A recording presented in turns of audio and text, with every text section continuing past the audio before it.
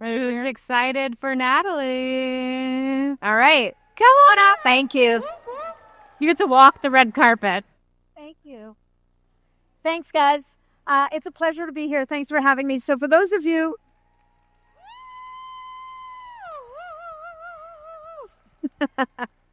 who don't know me, I had to curtsy. I have to sing, the flowy thing.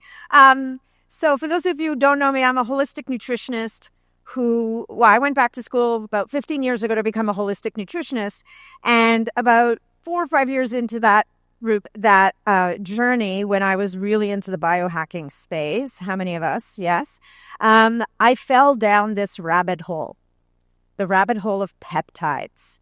And when I came home from the conference where I first heard about them, I'm super excited. And as you know, I can talk. So I'm saying to my husband, you've got to hear about this stuff. Oh my God. And he said to me, honey, you know everything you need to know. You don't need another thing. Shut it down. I'm like, okay. Clearly that did not happen, right? It was like a tractor beam. It grabbed me and pulled me in, and I've never been seen out of the rabbit hole since. So I then started the Facebook community, which grew badly and widely. I've kind of lost control of that. Meta was not very happy about our conversation. So I've moved over to a membership community. But what really came out of this is the podcast Longevity with Nathalie Niddam, because the reason why I really started it was the question, how do I get people who know more about this stuff to talk to me? And the podcast was the answer. And so I've been blessed to have incredible people on the podcast to be able to learn from so many people. And here we are. So this longevity and Healthspan with bioregulators and beyond. And beyond is the most important part of that sentence, because one of the things that I think the trap that we all fall into, and I did as well, is thinking that the answer, when we hear about peptides and bioregulators, they are so incredible. We think, oh my God, this is it. I found it. I found the answer to all my problems. And the question that I find the most distressing is when people come to me and say, Nat, what's the peptide for? Fill in the blank. So what we're going to do today is we're going to take a little journey, right? We are going to talk about the fact that we are not going to age gracefully. As my good friend JJ Virgin, who's going to be here today, later, is going to tell you, we are here to age powerfully. We're going to age. It's not like we're going to fight it, but we're going to do it with power and with grace, but we want to be powerful into the next phase. So on the left side of the screen is one of those memes or things on Instagram that really got people's attention, right?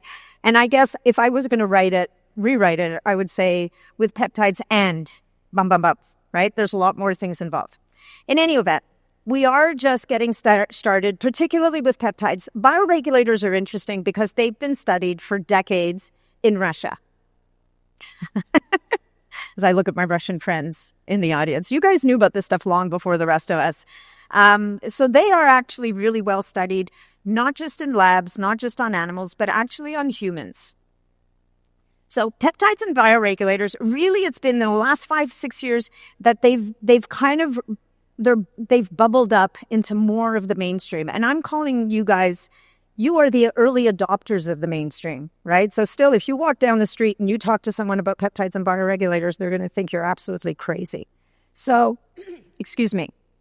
The reason why they are so amazing and so fascinating is because if we use them properly, they are unlocking your body's innate ability to do what it does best, right? What we're trying to get past is using whenever we can. So not to say that medications and pharmaceuticals are bad, but if we can use them less and tap into things like this, that tap into our body's ability to heal, we're always going to be in a better place, because guess what? Our body does this stuff better than anything else. So although they sound magical, this is biology, and they are very powerful. So I'm going to implore you, as much as something might sound amazing, and it is, we have to treat them with respect. Think about this. a few years ago, it came out, people started talking about oxytocin. How many of you have heard of oxytocin? So oxytocin is the feel-good love hormone. But the other thing that oxytocin is, it happens to have some anabolic benefits. And so we were talking about in these circles that if you use oxytocin after a workout, it's going to help you to build muscle. And I was like, oh, that's pretty awesome, right? Because at this point, I'm at this, thing of like muscle, muscle, muscle. So I started by using subcutaneously 75 micrograms. So this is like an itty bitty dose, right? Very technical term. I injected this into my belly fat, and within a minute, I had a head rush like nobody's business. My ears got hot, my face got hot, like I got this crazy. And that was one of the times that really drove home to me the power of these little small molecules. Like it's a drop, but your body's wisdom, your body's, the communication in your body is so sophisticated that just a drop of something can elicit a huge physiological response. So that really drove home to me how powerful these are and how much we really need to treat them with respect. So you only get one body. I'm going to say this a million different ways today. You've got to do your homework. You've got to get educated or work with someone who's educated. We've got Dr. Melissa at the back here, who has got is building this incredible platform to educate practitioners and consumers, right? Called Peptide University. So if you are just starting on this journey and you want to just get started and get a toehold, maybe this is something you want to pursue, because it's really important for us to have an understanding of what we're getting into. So what's so exciting about the time we're in right now is the advanced testing. It's the regenerative medicine. It's all of these incredible tools that are being made available to us, like stem cells and exosomes. Literally in the last 2 years, every 10 minutes you hear about a new product, a new way to use it, a new provider, a more sophisticated mechanism of action. So we are at one of the most interesting and fascinating times in medical history or human health. So if we're going to get to use these things and we're going to live long and healthy and vital, we're going to have to beat those 4 horsemen, right? The 4 things that are going to take us out: cancer, cardiovascular disease, metabolic syndrome, and neurodegenerative disease. The good news is that for the most part, all of these are somehow related in some way to lifestyle. So the way that we live our lives, the things that we do, the way that we protect our body from the incoming assaults, which are increasing with every day, can have a lot to do with whether or not we deal with these diseases. We also, with advanced testing, with things like cancer, we're now able to detect cancers earlier and earlier and earlier in the game. And early detection, we know, has everything to do with success. All right. So the big 5 players here are inflammation, metabolic flexibility, movement, sleep, and hormones. So these are 5 of the most powerful levers we have that can help us to live better, longer, and more vital lives. So what I decided to do today is, instead of sitting here rattling off a list of peptides and what they do, we're going to go at it through these 5 lenses, if you will. And then there's going to be a little part at the end. Is there a peptide for that? Okay. Let's start with inflammation. We have the genius of inflammation back there, Dr. Shivani Gupta, who's made it her mission and who is just going to be releasing a book on inflammation. And if we can solve for this, there's a lot of other problems that are going to fall into place. And we know that in health, if we can get far enough up the chain, a lot of things start to fall into place. And that's why people talk about root cause. Right? So chronic inflammation plays a role in all of the diseases of the 4 horsemen and more. Over 40% of people with chronic illnesses have markers of systemic inflammation. And look at that. 75 to 90% of human diseases are linked to stress, which, by the way, drives inflammation, and inflammation that drives inflammation. So it behooves us to get to the bottom of this. So how does it feel when you have chronic inflammation? Sometimes it doesn't feel like much. Sometimes you can have systemic inflammation and not really feel it. You probably do, but here's what we do as people. We normalize feeling crappy, right? We adapt. It's part of how we survive. And so as we're going through life, if we could only remember how we felt 10 years ago, we might know that we're feeling bad. But if we don't know, if we don't have that point of reference, because we know we want to keep moving and doing and doing all the things, the way that we're going to detect that inflammation is really through labs. But if you have advanced inflammation, you can have things like fatigue, joint pain, brain fog, hormone imbalance, and even getting sick too often, right? Because if you're inflamed, your immune system is trying to deal with the inflammation. It's distracted, so it may not have the capacity to deal with whatever pathogen is coming in the door. So some of the things that are fueling our fire, if you will, but not the right fire, ultra-processed foods, chronic stress. Now, I'm going to stop on chronic stress and poor sleep. These are solvable problems. And I'm not saying you can make your stress go away, because Lord knows the world is a pretty stressful place these days, but it's about how we train ourselves to build resilience to that stress. So are we practicing breath work? Are we getting out in nature? Are we building community? What are the things that we can do? What are the practices we can bring into play that help us to build a buffer between us and the shit show that is the world at this very moment?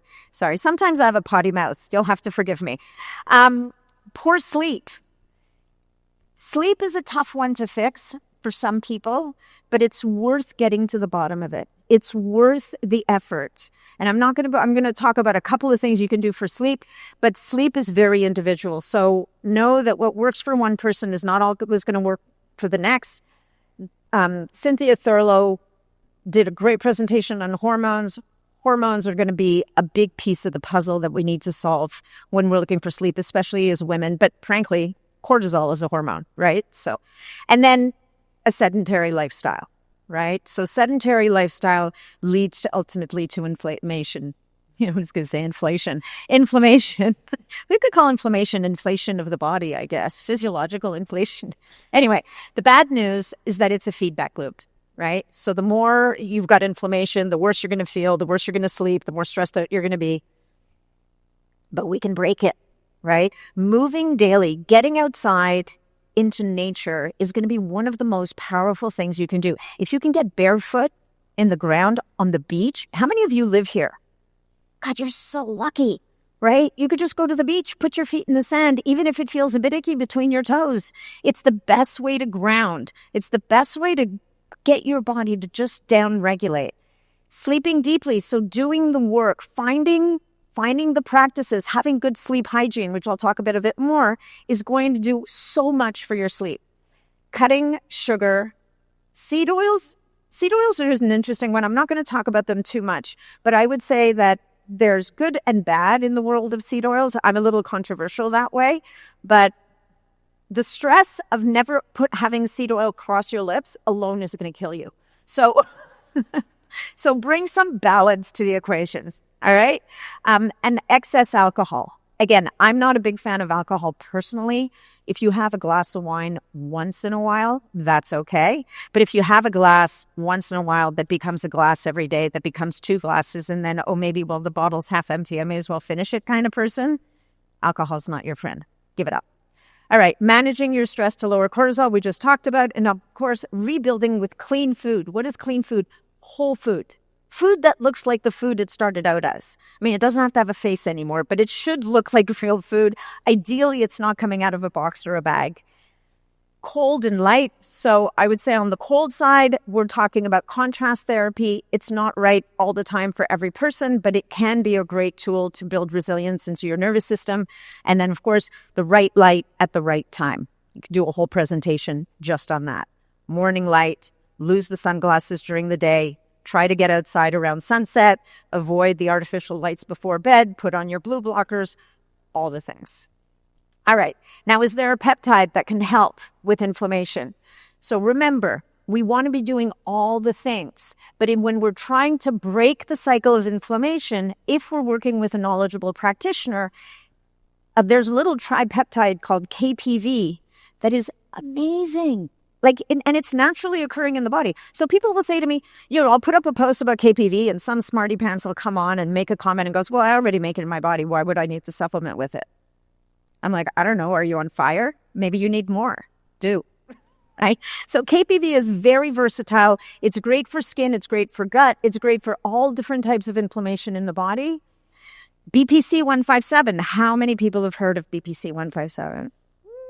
Yeah. How much do we love it? So BPC. So the bad news with peptides, for those of you who are new to this, the names are a disaster. A disaster. And why is that? Because most of them are still research chemicals. So they're technically not intended for human use, just so you know. BPC 157 originates in our gut. It's a fragment of a naturally occurring protein that's been isolated that can be reapplied to the body with incredibly great results. BPC 157 is a superhero for gut healing.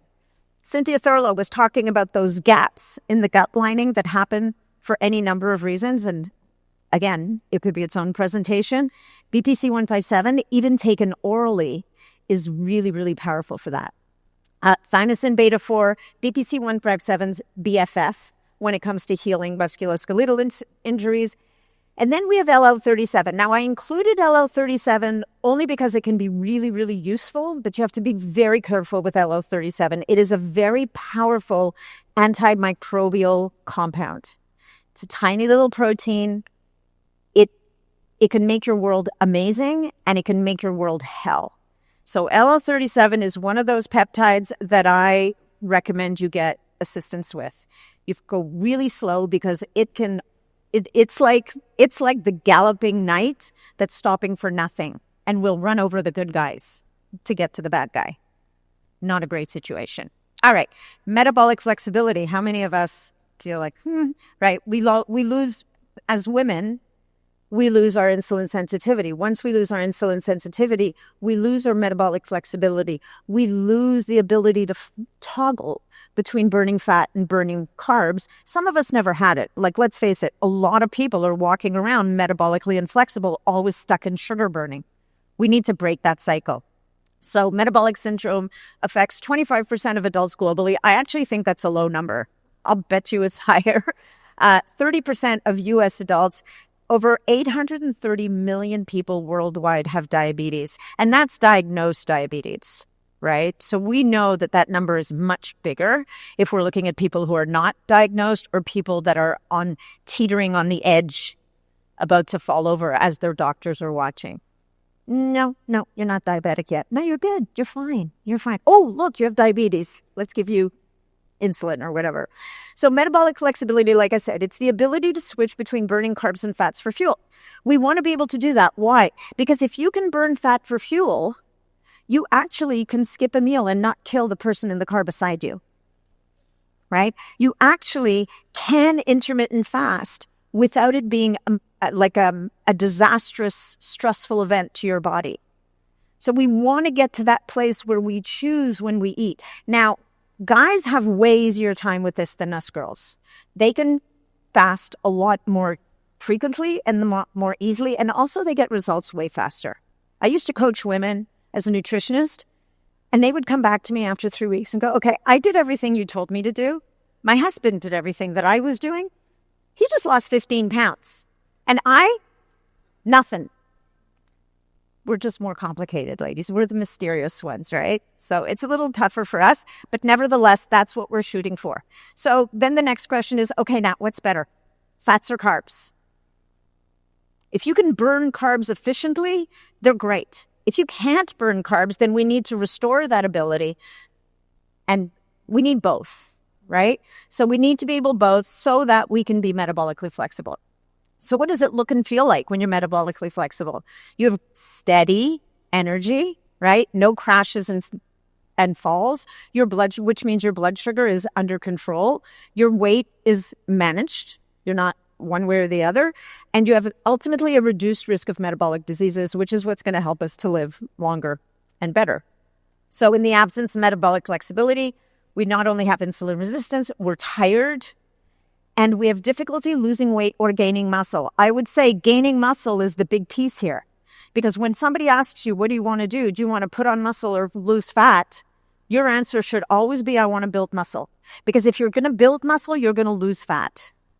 Right? So don't look at where you don't want to go. Look at where you do want to go so that the other stuff is going to take care of itself. The fat's going to, they don't coexist very well unless you're doing certain things, which I'm not even going to talk about. So to improve metabolic flexibility, we can strategically use fasting. But again, this is one of those things that has to be used properly. We can exercise, particularly lifting heavy weights, is going to give your muscles the ability to, the chronic cardio is one of the big mistakes that people make, right? So that chronic cardio, unfortunately, eats away at our muscle over time if we don't do it properly, and is going to compromise our ability to burn fat burn calories at rest, which is that whole thing. And eating a low glycemic diet. So I'm staying away from the extremes here, right? You may need to go low carb for a while.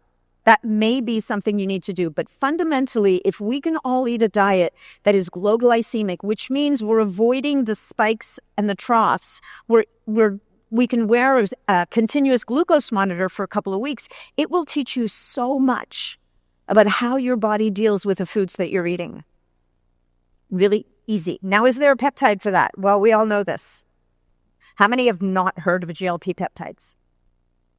Nobody. Perfect. Okay. So we have semaglutide was the first one. Ozempic. Tirzepatide was number 2. Mounjaro. We have retatrutide that, in these communities is running rampant, even though it's not technically through its phase 3 clinical trials, but right?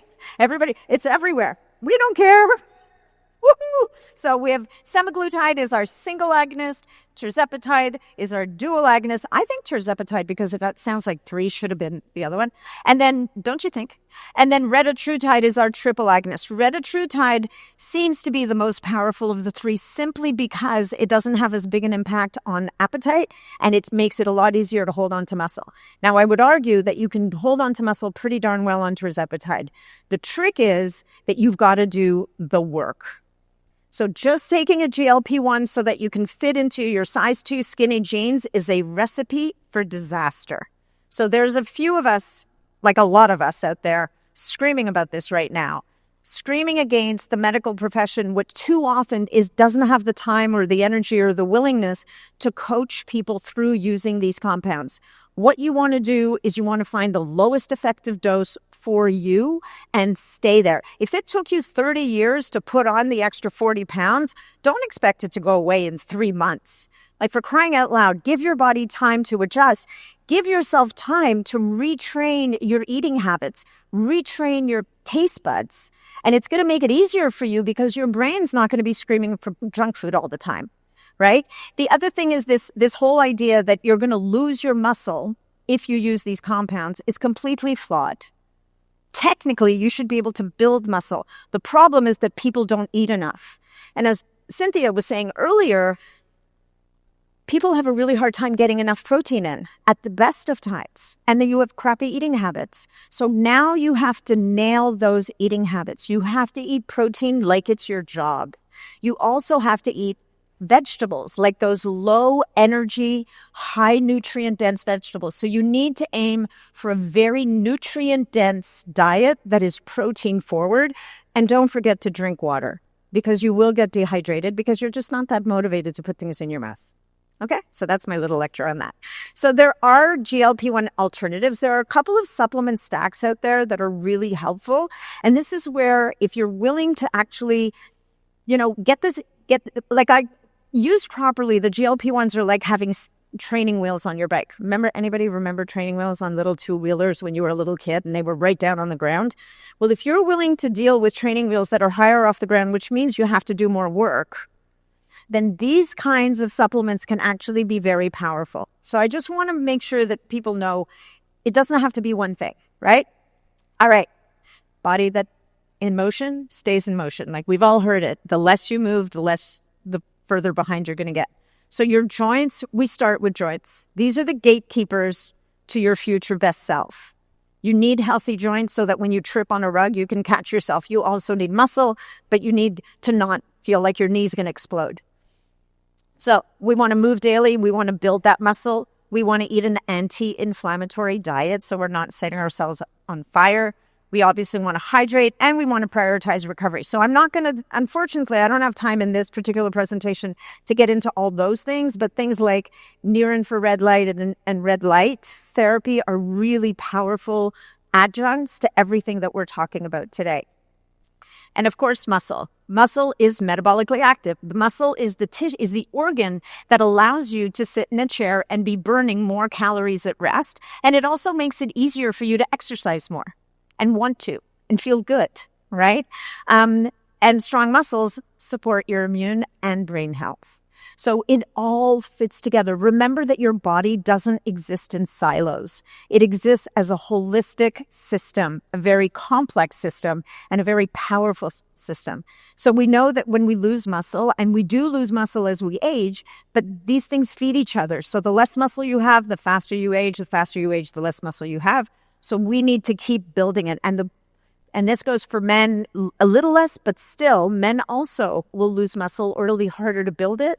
But especially for women, because very often we didn't focus on building muscle when we were younger because we didn't think it was that important, it becomes harder to build muscle by the time you figure it out. So whatever age you are sitting here, start building muscle, okay? Make it a priority. It's going to protect you against falls, fractures, and frailty, and obviously it's important. So now, are there peptides for muscle? So BPC-157 and thymosin beta-4, I mentioned earlier, they're like frickin' frack. They're really, really powerful for healing musculoskeletal injuries. In and of themselves, they won't build the muscle for you, but in some cases where you're using them in a cycle, and that's the important thing about peptides also, you're always cycling on and off of them if you're using them, and that is that BPC-157 and thymosin beta-4 together help you to recover from workouts a lot faster. And that means you can exercise harder and more often and more and more and more. So it's super awesome. Now, their very close best buddy is CJC-1295 and ipamorelin. Remember what I said about the names? Aren't they awesome? You're just going to roll off your tongue after this presentation. CJC-1295 and ipamorelin are growth hormone secretagogues. So they help us to make more of our own growth hormone, which is really awesome because it has benefits for building muscle, for losing fat, for better sleep. And when you sleep, you make growth hormone. And when you make growth hormone, you sleep. Like, it's a beautiful thing. The thing with growth hormone secretagogues, as we age, we have to be more careful. We do want to be working with a practitioner who's going to help us to understand where our own growth hormone levels are and that we don't go too high. It's also a combination of peptides that I see more people developing an allergy or reaction to than any other combination. So this is your little PSA here. If you start to develop welts or mosquito bites, they might start like little mosquito bites and you think you have bed bugs or something. You're like, I don't understand what's going on. I've got all these little itchy hot spots. That can be an immune reaction to your peptides. It happens a lot with CJC and ipamorelin. It can also happen with TB4, and it can also happen 6 months after you started using them, by the way. You might be fine, and your immune system is getting like a little twitchy, and then it's like, no, I don't want this anymore. And I had someone reach out to me the other day going, Nat, this has been going on for 3 weeks. I'm like itchy from head to toe. I'm like, what are you doing? Stop it. If there's one system in your body you don't want to piss off, it's your immune system.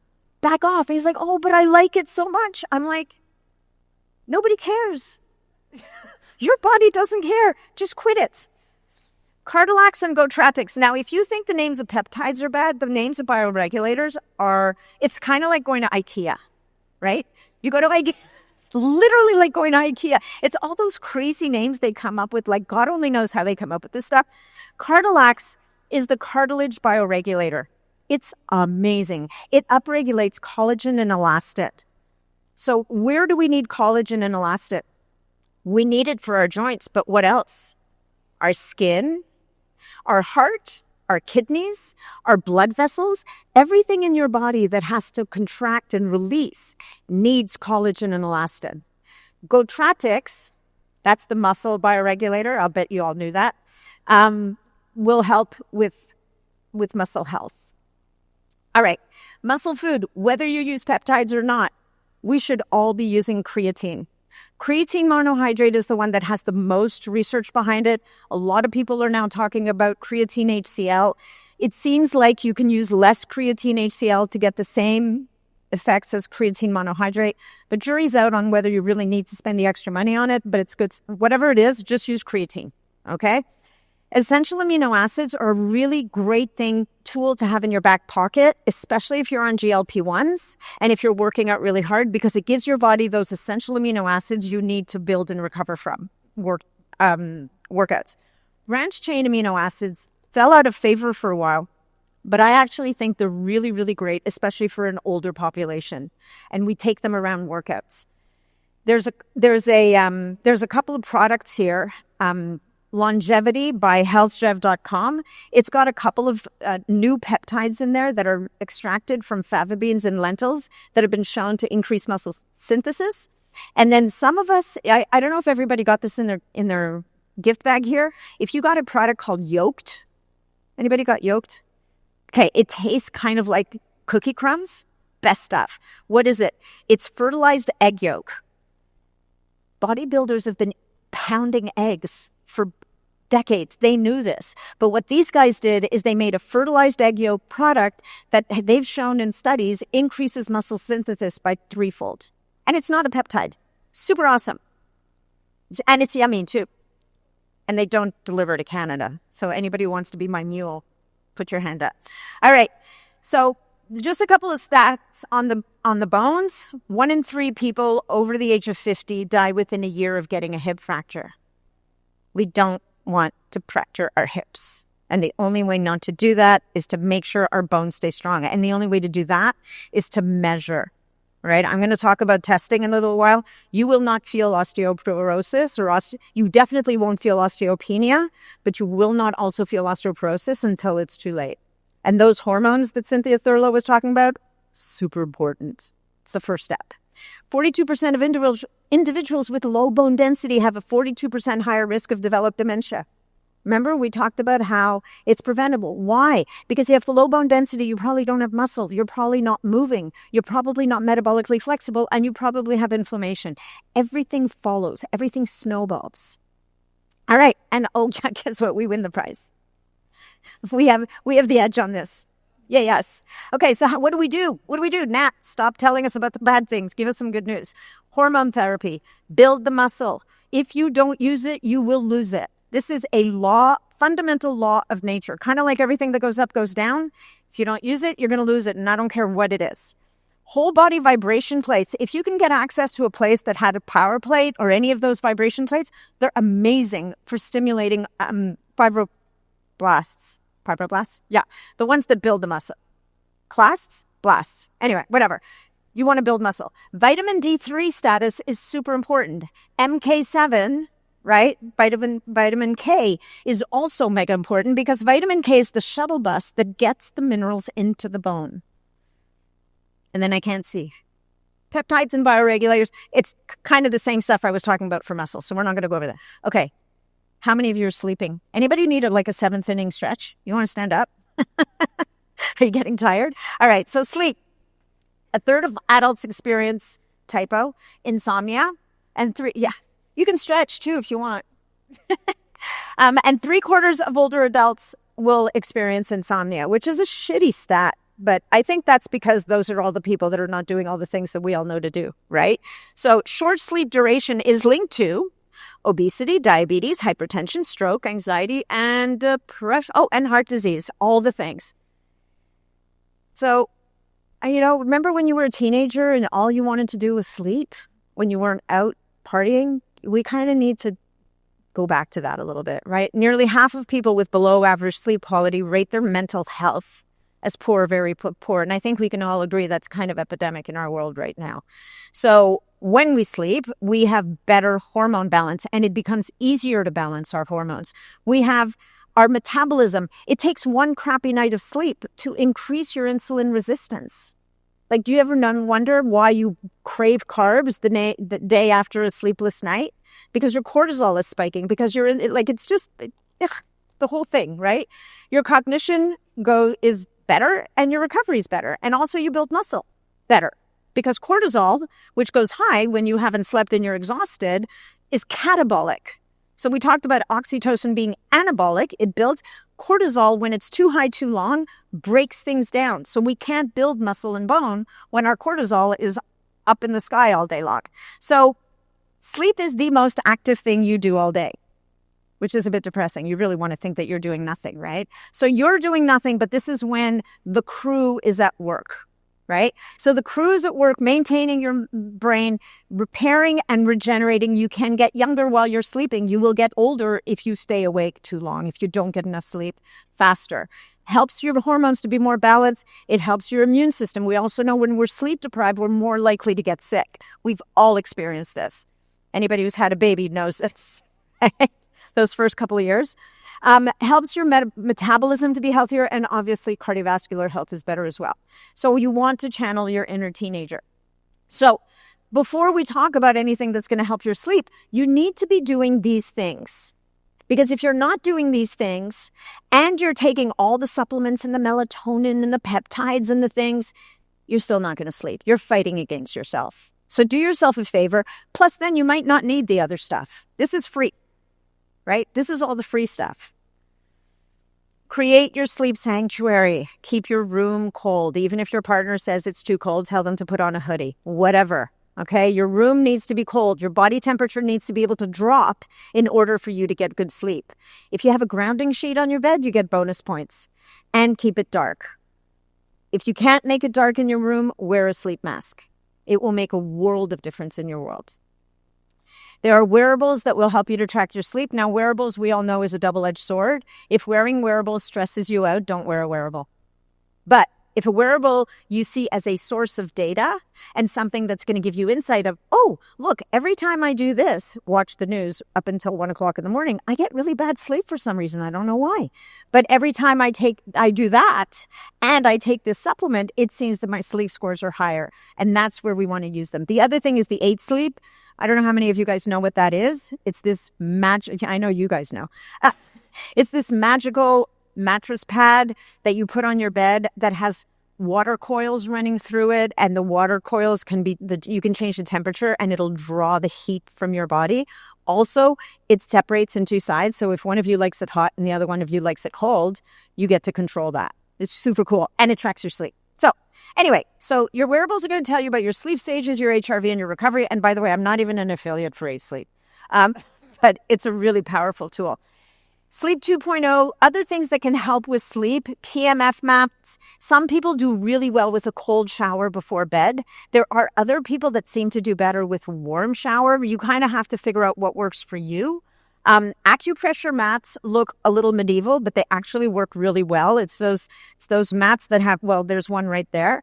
It sounds weird and it makes weird patterns on your back and it kind of hurts at first, but it kind of downregulates your nervous system. Really good. And I think they cost like $50.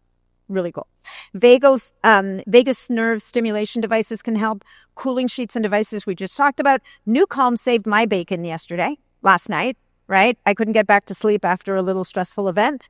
I threw on my New Calm and out I went for the next 3 hours. And it's an app. And all you need are headphones. Okay, so are there peptides for sleep? Yes, and I don't love peptides for sleep. I mean, with the exception of the pineal gland bioregulator, which is called epitalon or endolutin or epithalamin, depending on what form it's in.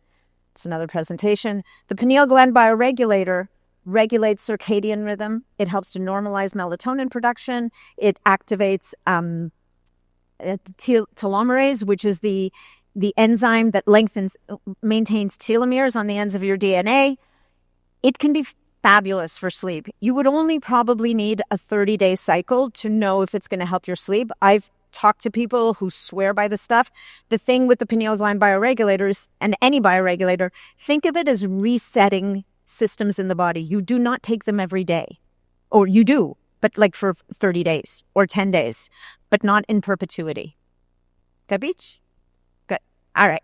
CJC from Relin, like I said before, my least favorite way to go after sleep. I just think there's other ways of working at sleep than growth hormone secretagogues. I included it only because I figured there'd be somebody in the room that would say, but what about CJC and from Relin? And then down there, I think, is DSIP, which next to CJC from Relin is, again, it's very hit and miss. What I've seen with DSIP is it works really well for some people, not so well for others. Some people you do really well with it in the morning, other in the afternoon. Sometimes it's 100 micrograms, sometimes it's 200.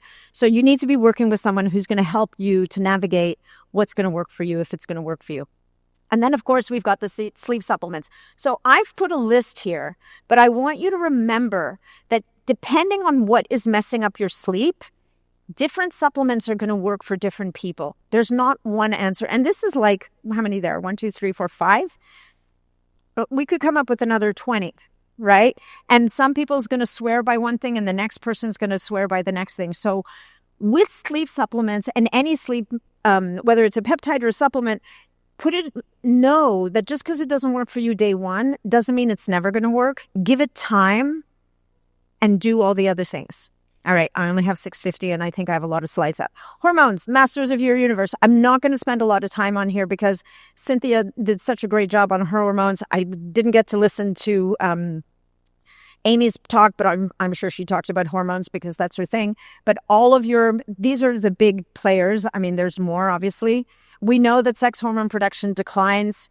I'm going to whip through this. So hormone transitions, ladies, are going to impact your sleep, your cognition, your weight, your chronic disease risk, and your mood. HRT for women, again, I'm going to skip through this pretty much because you've just heard it from Cynthia Thurlow. But at the end of the day, HRT for women as they're going through perimenopause and then into menopause can solve a lot of problems. You must be working with a knowledgeable practitioner. One of the things that's kind of interesting is in Canada, we don't get to order progesterone and estrogel and all these things over the counter. I think in the States, it's a little more flexible. And I don't think that's necessarily a bad thing for Canada because I think that you need to be testing your hormones to know that you're not overdoing one or the other, that you're achieving balance and not whacking yourself one way or the other. All right. Let's keep going. Are there peptides and bioregulators that can assist in hormone balance? Yes. Right? But they can assist. They're not going to solve your problems. But for the body composition, we talked about those. We talked about sleep, brain and cognition. We have a couple more. We have one more bioregulator here, the central nervous system, pinealon. Central nervous system bioregulator can be helpful. We've got an adrenal bioregulator called the glandocort. Welcome to IKEA. The pineal gland bioregulator. Oh, that fell off the slide. And then the thyroid bioregulator. All of these systems affect our hormone balance indirectly. And yeah, you guys, you too, right? Your hormones drop. We're seeing testosterone drop earlier and earlier in younger men. And a lot of that may probably have to do with lifestyle. So exercise, sleep, nutrition, all of these natural methods to support your testosterone levels. And you have there poor sleep, alcohol, central, big belly. That beer belly is killing your testosterone and chronic stress. So ways to support testosterone. This goes for men and women. Strength training, quality sleep. I'm kind of repeating myself here, but it boils down to the same things. No matter what you're talking about, it just all comes down to the same thing. Are there peptides and bioregulators that can support testosterone? The growth hormone secretagogues do so indirectly because of improving sleep. We have testogen, which is the testes bioregulator, which can be very, very helpful. There's also a prostate bioregulator, which I've seen help older men who are getting up frequently. We have to make sure that PSA levels are within normal range so that we don't risk anything. And then the pineal gland bioregulator also. So it's all for nothing if you don't get your hormones right. Test on guess. So a few of the tests that we can use. Testing sleep. We talked about testing for HRV, sleep stages, latency. If your cortisol, it's a good idea to understand where your cortisol is. Is it high when it needs to be high, low when it needs to be low, so you can actually fall asleep? There's a really cool at-home sleep test that Dr. Bruce has on his website. That number should say episode number 355. I recorded a podcast with him and released it earlier this year. And it's an at-home sleep test. Because how many of you have done a sleep test in a sleep thing? How miserable was it? Like lying in an uncomfortable bed with a shitty pillow and electrodes stuck to your head. Okay, let's see how you sleep now. Really? All right. Testing for inflammation. Look at your HSCRP, and there's doctors in the room. There are many other ways to test for inflammation.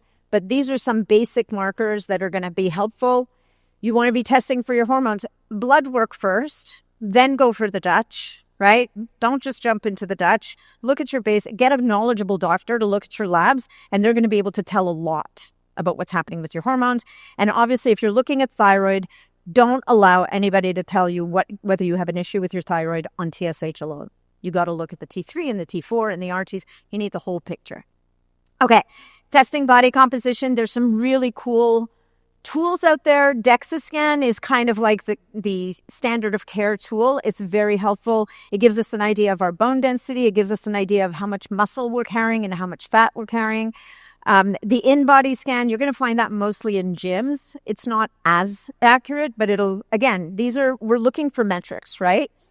Creatine kinase is a muscle breakdown marker. This is the land now of the physician, right? So there are blood markers that can also give them insight into whether you're breaking down bone or preferentially or not. So these are all really great things to look at.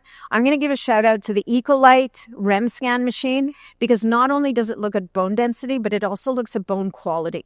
So you can have a person who doesn't have the best bone density, but their bone quality is way better. And what makes better bone quality? Having more collagen and elastin, having bones that can bend, right? So not like Gumby bend, but bend like appropriately. Those people will have less chance of a fracture than someone who has really high density of minerals, but very low quality. Oh my God, 1 minute. Okay, testing, other things, the advanced lipid panel, super important. Things like a CIMT, right? The CIMT. And then if this is looking like it's not perfect, you might want to get a clearly scan to get an idea of what's happening in the heart. Because as Cynthia Thurlow said, it's not just guys. Post-menopause, we do kind of a little bit become small men, just a titch. Advanced testing, this is age testing. So true diagnostic is if you're looking to get insight into your biological age versus your chronological age. So you want that biological age to be less than however many times around the sun you've been. There's a really cool new test called Theriome. It's the Aristotle test by a company called Theriome on metabolomics. And then all the advanced cancer screening labs. QT scan is something every woman in this room should know about. It's a better, less harmful, painless alternative to mammograms that actually will see through dense tissue. How many of you have had a mammogram and been told, oh, we can't really tell because you have dense breasts? I'm like, okay, so let's just squish harder and radiate more. It's not going to help. And that's it. That's my last slide. So stay rooted in the human experience. This is the thing that's the most important, right? Community, finding joy, gratitude, being happy, and finding joy in the people around you. These are the things that helps us to stabilize so that we need less of the other stuff. So there's a few QR codes for any of you who want more information. That's my Instagram, all the things, podcast thing. Thank you very much. Anybody have a question? Amitai. It better be easy. Easy. First of all, for cortisol test, there is a saliva test. Now it's called Eli. Yeah. ELI. Oh, yeah, the new Eli test. It's an at-home cortisol test. I have those kits. They're somewhere in my house. Yeah, okay. My question is about, and if you could talk about the U.S. specifically, there seems to be a new lab offering peptides, injectable peptides, every 2 minutes. So if you have kind of rules on how you can discern between where to buy your peptides, things like that. Yeah. And I know it differs between countries, so. Yeah, it's a really good question. And it's a tough issue, right? There are, as you say, it seems that making peptides or selling peptides is a very lucrative business. And so there's a new lab popping up every 3 minutes. So you want to talk to people who know what they're doing. You want to know that the lab you're using is doing third-party testing, and not just testing that what's in the vial is in the vial, but are they testing for toxins? Are they endotoxins? And I'm not going to say that everything coming from overseas is bad, because overseas can be great and it can be a complete disaster. What I would encourage you to do is, number one, don't shoot for the bottom of the barrel. So, I mean, if you find BPC 157 for $5 for 10 milligrams, I can promise you it's crap. I don't care who tells you it's good, it's crap. So be smart, talk to people, find people you trust. And, and if you're fortunate enough to work with a physician who is using a compounding pharmacy, that's probably going to be the best scenario. With the bioregulators, we have natural oral bioregulators that are actually nutritional supplements. And those take a lot of the guessing out of the game. Anybody who wants my sources, I'm happy to share. But so I've got a few labs that I've gotten to know and trust.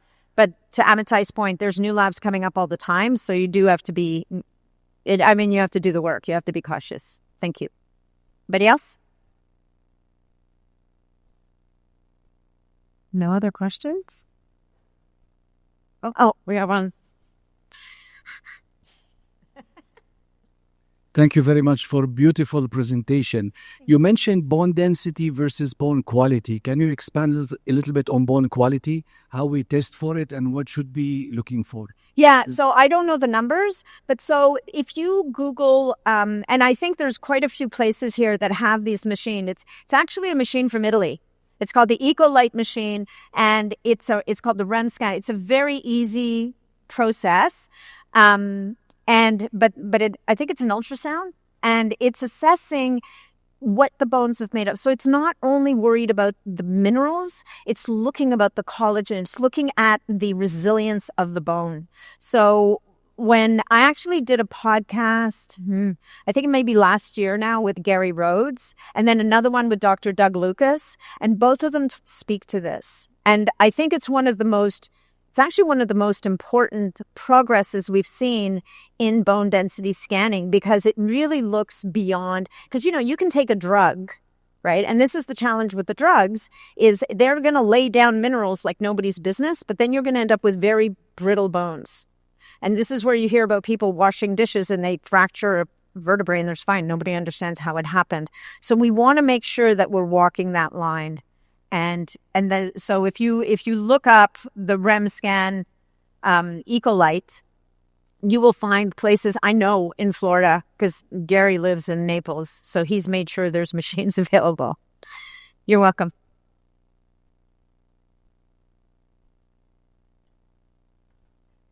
Hi. So this year I gave myself, for my birthday, I'm going to get mesenchymal stem cells. Happy birthday. My question is, last year I hurt my knee and I did a set of the bioregulator, and then I did a prolozone shot. And when I went 6 months later back to Baptist Orthopedics, the physical therapist didn't tell me that I had a little bit more cartilage, but I could see it in the x-ray. So I did that twice. And I was wondering, should I do that ahead of the stem cell IV? Well, not the cortisone shot. No, I didn't do cortisone. Well, you didn't do the cortisone, because I thought you said you did the bioregulators and the cortisone. Prolozone, which is O3. Oh, ozone. Okay. Yeah. So that's great. So it won't hurt. It won't hurt? Okay. You could also do a run of a supplement called Stem Regen. Oh, yeah. Which mobilizes and releases your own stem cells. Which will be great to have around, even in presence of the mesenchymal. That ahead of the... You could start it like 2 weeks before and then keep going. Okay. Right? And also you want to be managing inflammation, right? You don't want the building crew to arrive to a house on fire. So managing inflammation is a big, important step there. You're welcome. Hi, thank you so much for being here. It's been wonderful to hear what you had to say. I'd love to hear more about NAD and whether you think that that's another really viable option for us these days for cellular health, and just what the peaks and maybe things that in mornings would be. Yeah, it's a good question. I'm about to record a whole podcast on NAD. It's a hot topic, right? So NAD, and I'm not an expert in NAD, but I will say that for me, the best way to leverage NAD as we age, with the exception of maybe doing, you might do a couple of NAD IVs at strategic times during the year. I'm not a huge fan of just pounding NAD. There's a lot of people and a lot of products now where you can sub-Q inject straight NAD into your system. I'm a bigger proponent for NAD precursors that come with some other molecules that help to something to downregulate CD38. So CD38 is an enzyme in your cells that goes up as you age and chews through your NAD stores. So you want to downregulate CD38. You also have a salvage pathway in your cells that salvages NAD, and that starts to break down as we age. So some of the best supplements are going to address the salvage pathway and support it. It's going to help to downregulate CD38, and it's going to give your body the precursors to make its own NAD, because NAD itself doesn't actually get into the cell. It's doing something. There's definitely some benefits that we see with the IVs, but I'm not a huge fan of chronically using NAD because it can also drive other undesirables like cancer. So, it's one of those things that it's a good news, bad news thing. And I think there's a lot more to learn about it, but but anyway, I'm recording another podcast about it. I think I've already had one, and I'll do another one because it's a very hot topic. And admittedly, we need NAD, right? We need that NAD, but how we get it and how hard because don't forget that you're getting a molecule, and now it's initiating all these other pathways, and there are pathways that are not serving us. So we have to be cautious that we're just not feeding the same thing over and over again. Hope that helps. You're welcome. We have time for one more here. Just a quick follow-up question on that, because I do agree with the supplement approach and precursors. In fact, I did talk to David Sinclair about this a couple years ago when I met him, and he was saying the same thing about IVs, like overloading your system. You're basically throwing a lot of your money away. So, I mean, I think the thing with the IVs, if they're used strategically at the right time with the right support, right? You need your methylation support. Like, you need all the things. There can be value in it, right? Like, I mean, look at people who are drug addicts. They've had some great success with NAD IVs. Like, they're doing something, but I don't think that it's actual NAD getting into the cell. It's acting like a signaling molecule at that point. Yeah, he was agreeing with that too. So I was curious what supplements you do recommend. You mentioned the whole... on the NAD support? Yeah. Yeah, so the ones I really like, I mean, I use personally... I like Qualia, has a really nice NAD supplement. Healthspan, the other company I put up there, they've got a beautiful NAD stack, cardio NAD. So those are the two that I use the most often. I'm sorry? Healthy Work? No. I mean, again, NAD supplements is like research labs. They're like popping up everywhere. Oh, the other one is Nushido. She was the first out. Nicola Conlon. Taking that for like 3 years. Yeah. Nicola Conlon was, that's it. The lights are out. Nicola Conlon was really the first one that came to market and started talking about this CD38 and salvage pathway support, which is really important. Anyway, I think my time's up because there's no seconds left on the clock. Slides are gone. I got to go. Thank you so much, everybody. I really appreciate you. Thanks, Sarah.